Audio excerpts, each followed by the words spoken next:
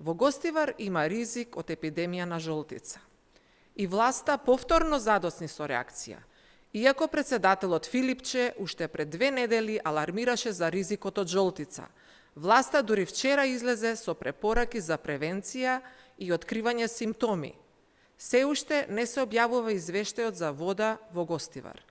Кој одобри, потпиша и кој гарантира дека техничката вода е безбедна? А Мицковски и Клековски даваат спротивни изјави.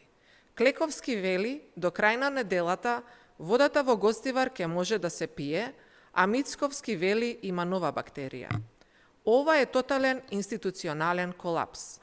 Резултат на неспособност, небрежност и целосно игнорирање на основните потреби на граѓаните од страна на тендер патриотите.